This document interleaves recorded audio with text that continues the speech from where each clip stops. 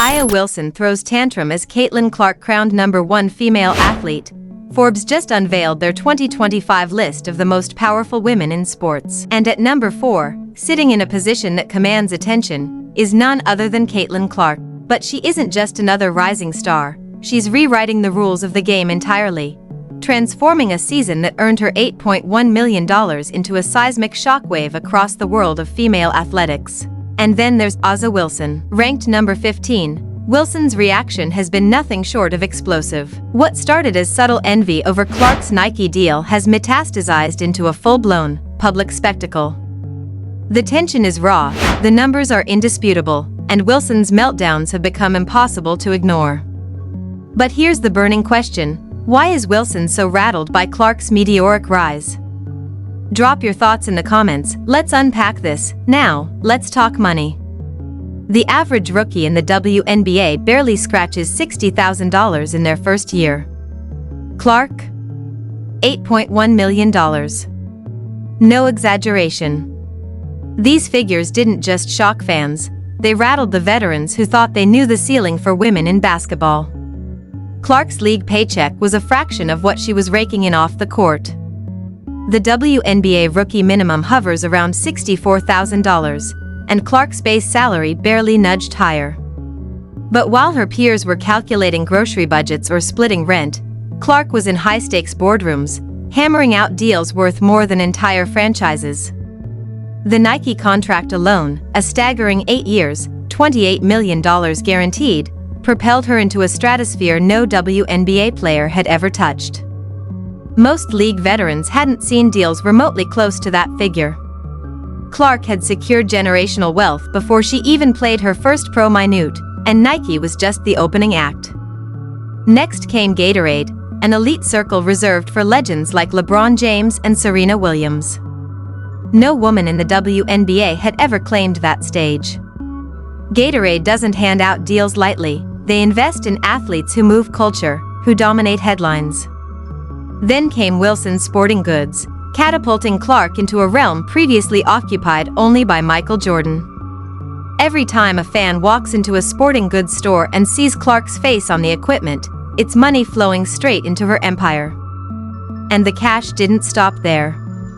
Corporate speaking gigs became another goldmine, with appearance fees eclipsing what some players earn in entire seasons.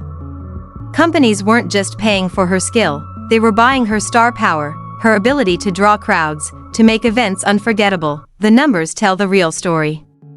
Broadcasts featuring Clark saw viewership surge 400% above typical WNBA games. Networks fought tooth and nail for the rights. Advertisers scrambled for airtime during her appearances. Revenue channels that had never existed in women's basketball suddenly became major money machines. And stadiums? Attendance exploded wherever Clark played, merchandise sold out in record time, and local businesses surrounding arenas saw traffic spike like never before. Clark wasn't just dominating the court, she was reshaping the economic landscape of the sport itself. The ripple effect of Clark's dominance was impossible to ignore. Cities hosting her fever games watched ticket sales skyrocket to levels no arena had ever seen. Merchandise vanished from shelves the moment it hit stores. Local businesses swelled with foot traffic on game nights, as if Clark's very presence had turned entire neighborhoods into gold mines. She wasn't just playing basketball, she was orchestrating an economic revolution. And then there was social media. Every post, every story, every highlight became a marketing juggernaut. Millions of followers engaged instantly, creating a reach traditional sports marketing could only dream of. Brands suddenly realized Clark could unlock audiences who had never even glanced at women's basketball before. Forbes made the divide crystal clear. Clark's $8.1 million earnings towered over the next highest player, Sabrina Ionescu, at $6.3 million. That staggering gap wasn't just numbers, it was a statement. Corporate America was paying top dollar for a singular combination: talent, charisma, and cultural impact. Clark wasn't just great, she was irreplaceable, a once-in-a-generation force who drew new fans while keeping the loyal ones hooked.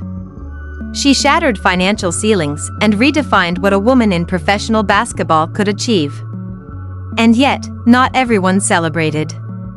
Some veterans watched with thinly veiled envy, their reactions hinting at resentment and the fragile egos of players feeling their turf threatened. A'ja Wilson's discontent didn't erupt overnight, it had been simmering for months. Every post, every interview, every sideways glance at Clark's ascent hinted at a growing obsession. It began subtly, almost invisible, but escalated as Clark's star burned ever brighter. The Nike deal was the first crack in Wilson's composure. While Clark basked in the glow of her historic contract, Wilson fired off social media messages questioning why rookies received what veterans had to earn through years of grind. Never naming Clark directly, the timing made her target unmistakable. Old photos of Wilson with Nike executives surfaced, a pointed reminder that she too had once been in the spotlight. Subtle digs evolved into a daily barrage. Posts praising veteran achievements, lectures about paying dues, constant commentary on hype and deserved attention, all of it read like a direct response to Clark dominating the headlines.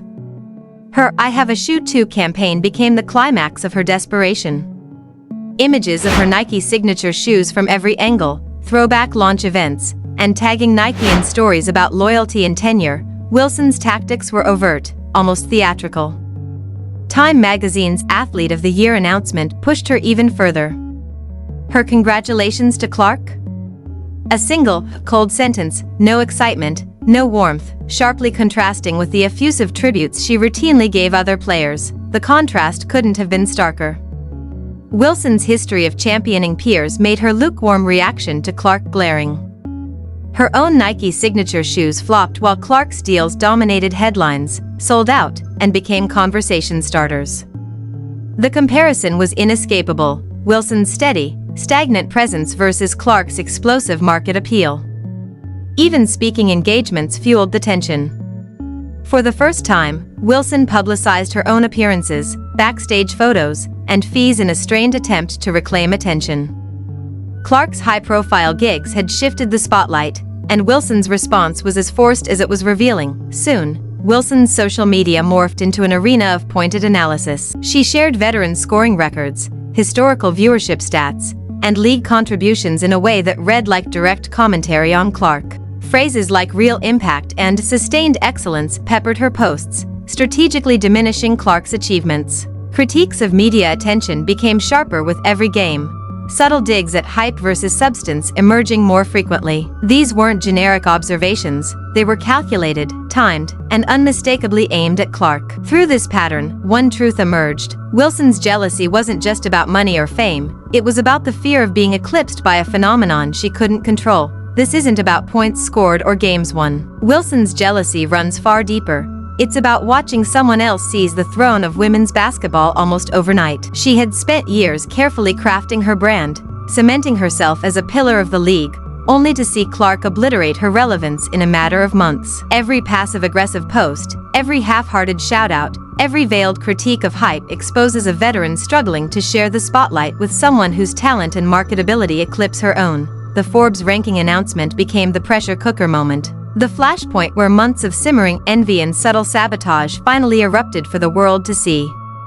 Wilson's online campaigns, her constant comparisons, her desperate reminders of veteran loyalty all collided in a public display that left nothing to the imagination. She was rattled, cornered, and exposed. Forbes doesn't play games when naming the most powerful women in sports. Their methodology cuts straight to the numbers that truly matter. They weigh earnings, social media reach, endorsement deals, and cultural influence across 5 rigorous sectors. Proprietary team valuations, corporate revenue reports, media mentions, and engagement analytics all pointed to the same conclusion: Caitlin Clark isn't just a player, she's a phenomenon, and nothing in the league could touch her.